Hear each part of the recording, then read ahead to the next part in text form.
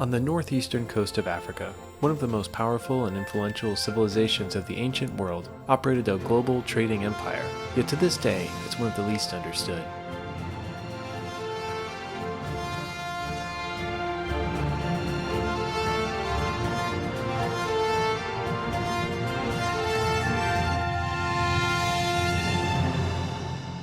Welcome to Footnoting History. I'm Ben DiBiase. On today's episode, we'll talk about the ancient kingdom of Aksum, their place in the Greco-Roman world, and their adoption of Christianity in the 3rd century CE. Situated within the borders of the modern states of Ethiopia, Eritrea, Djibouti, and eastern Sudan in northeastern Africa, the kingdom of Aksum was once one of the most powerful and influential civilizations of the ancient world. Situated where the Red Sea meets the Arabian Sea in the Indian Ocean and directly across from the southern Arabian Peninsula, Aksum played a central role in the ancient trade between Asia and the Mediterranean world. Prior to the rise of the Aksumite kingdom, another civilization, known as the Da'amat, which had begun around the mid-5th century BCE, had existed in its place. Close connections to communities in the southern part of the Arabian Peninsula blended with the plow-based agrarian economy of northern Ethiopia, creating a unique culture which shared both political and linguistic characteristics. By the time that the Da'amat civilization had collapsed in the latter decades of the 4th century BCE, a small principality known as Aksum rose to fill the vacuum in the 2nd century CE, centered around the city of the same name in the modern-day northern Ethiopia. An interesting early cultural evolution that differentiated Aksum from other regional communities was the absorption of Saharan and Cushitic groups and traditions, as well as those from some other groups in the southern Nile region, which supplemented and amalgamated with the beliefs and political practices of the ancient Da'amat. However, one of the most significant factors that spurred Aksum's growth was its key geographic location between the plains and fertile agricultural lands of interior northeast Africa and the shores of the Red Sea, and exploiting that geographic location. To further their interests and expand their empire, the Aksumites sent their growing military west into the interior regions of Africa to collect ivory, south to obtain gold and other precious metals, and southeast into Somalia to acquire incense and other spices prized in the Red Sea trade. Their influence eventually extended across the Red Sea to southern Arabia, effectively creating control of the maritime trade throughout the region, dominating not only the merchandising, but also the acquisition of raw materials exported from Africa to the Mediterranean, India, and Asia during the first centuries of the Common Era. The kingdom became so influential during this period, they began minting their own gold, iron, bronze, and silver currency. What's fascinating is that Aksumite coins were used both internally and externally, and throughout the Greco-Roman Mediterranean world into Arabia, Persia, Southeast Asia, and China.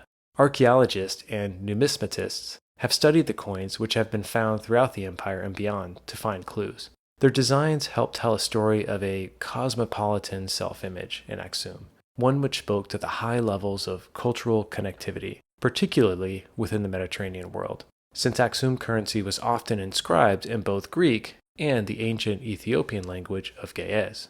There is evidence that Aksumite coins follow the Roman weight standards, further evidence of Aksum's position as a trading hub within the greater ancient world.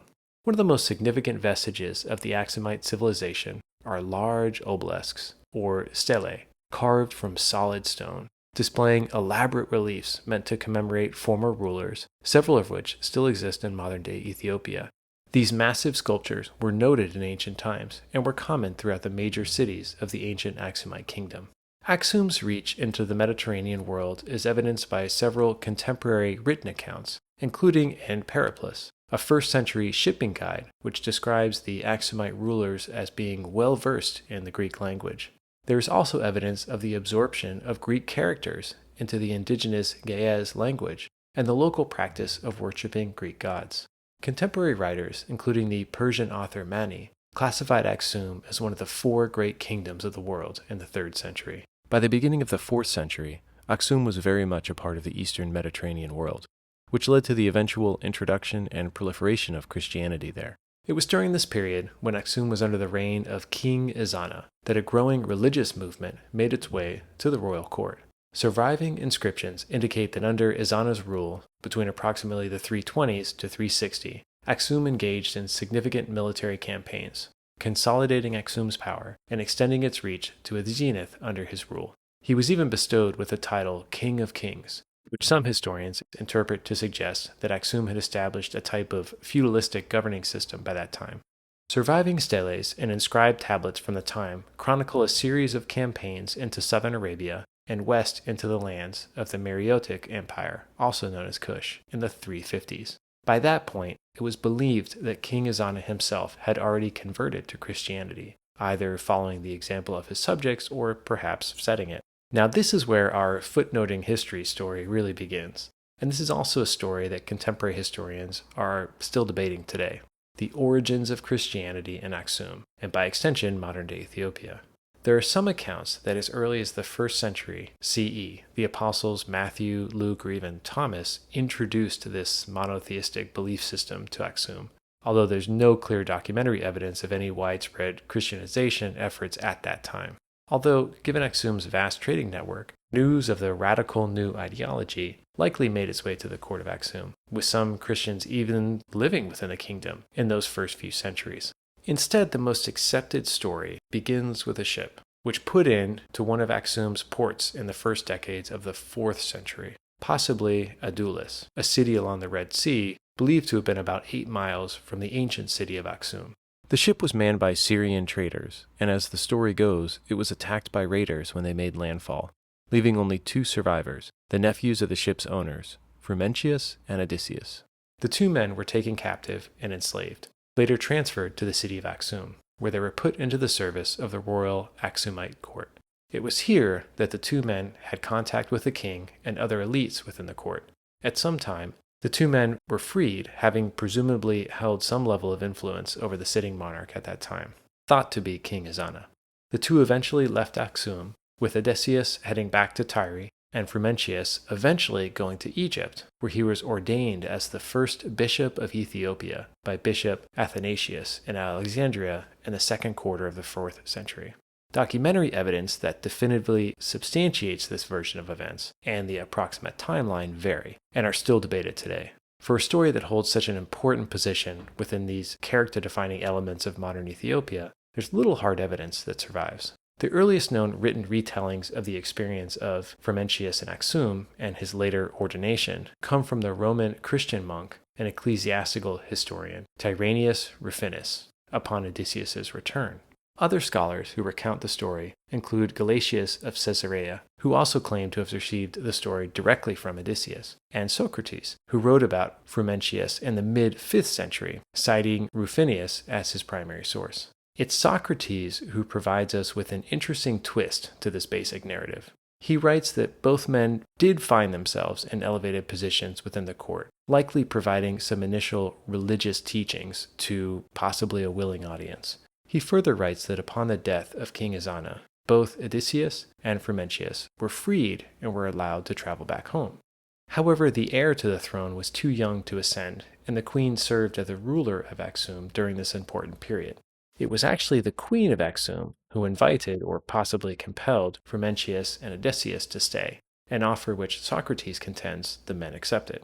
There's some evidence, recounted by both Socrates and Gelasius, that Frumentius further cements his significant role within the court, providing guidance and assistance to both the queen and the young heir, and most importantly, for his evangelical mission, given resources and support from the state to further his Christianization work, and create physical spaces within the Aksumite kingdom to establish a religious organization there. But outside of documentary evidence, how can modern scholars and the modern Ethiopian Christian Church make credible claims that both Ezana ruled during this period and that he did, in fact, convert to Christianity and make it the official religion of the state at that time, or that Frumentius and Odysseus were singular forces behind Aksum's conversion? By the 5th century, an early version of the Bible had actually been translated into Ge'ez, an ancient Semitic language important to early Ethiopian ecclesiastical scholarship. And remember those coins that I touched on earlier? The ones that highlighted how connected and cosmopolitan the Aksumite elites were beginning in the 2nd century? These coins have served as an important reflection of the state's priorities and influences. They were minted from the 1st to the 7th centuries throughout the Aksumite kingdom, and included images and names of kings, as well as important details concerning state affairs. For example, after King Ezana converted to Christianity, possibly around 333, coins bearing his likeness and name began to appear with a cross above his head, rather than the previously used crescent and circular design. This suggests that it may have been during his reign that a major state-level shift towards Christianity might have occurred within the kingdom, and it provides historians with a possible date range. Beyond the Christian symbology, Aksumite coins were unique in the ancient world. They included images of the rulers on both sides of the coins and included Greek words, in addition to the local ge'ez, when other civilizations were minting in Latin by that point.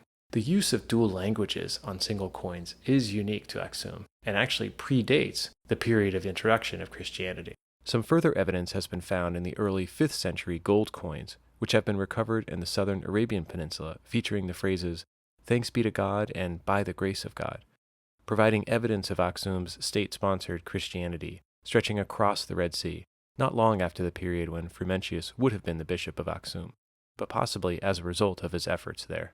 What is clear, and what is germane to the story of Christian origins in Ethiopia, is the fact that coins bearing King Ezana during the early period of his reign feature pagan symbols, and those minted during the supposed later decades of his reign feature Christian symbols. Such evidence has led scholars to further believe that, however it may have occurred, and whether or not that conversion was for political or some personal reasons, it is likely the period during which the head of Aksum likely adopted at least some of those beliefs and practices.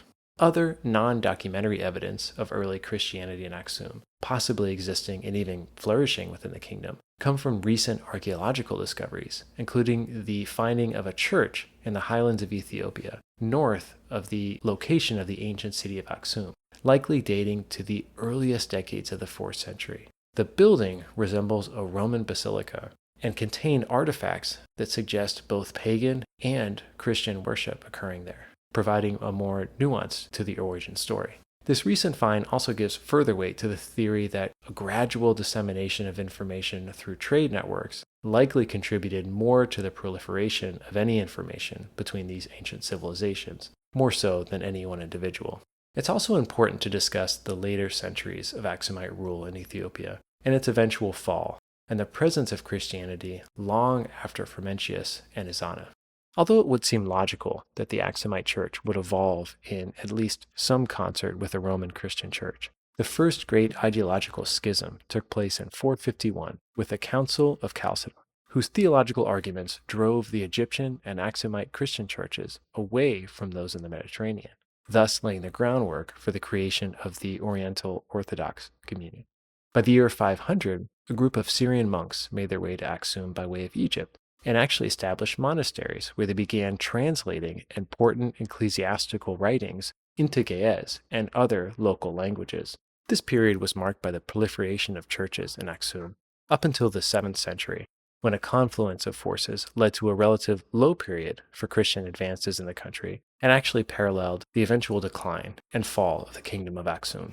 Clashes with Arabians who practice another monotheistic religion, Islam, allowed for periods of increased pagan practices. Then, later in the 13th and 14th centuries, a resurgence of sorts saw the establishment of additional churches and the continued translation of earlier documents. This period also witnessed a series of retellings of the early history of Christianity in Ethiopia, further complicating this already difficult narrative. By the 16th century, Muslim forces under the leadership of Ahmed Kran had conquered Ethiopia, only to be driven out soon after by Portuguese forces. In the 17th century, attempts were made by the Roman Catholic Church to exert some influence over the Christians of Ethiopia, but with little success. One interesting story, which again connects Rome with Aksum, actually occurred in the 20th century. As a result of the Second Italo-Ethiopian War in 1936, Italy began a multi-year occupation of Ethiopia, which became part of Italian East Africa. In 1937, the Italians decided that as a spoil of the war, they would take one of the surviving Aksumite steles and transport it for display all the way back to Rome. The obelisk of Aksum, as it was known, was 22 meters tall and weighed 160 tons. It was cut into 3 pieces by the Italians and transported by truck to the coast, then by boat to Italy. where it was reassembled and stood near the Circus Maximus for over 60 years.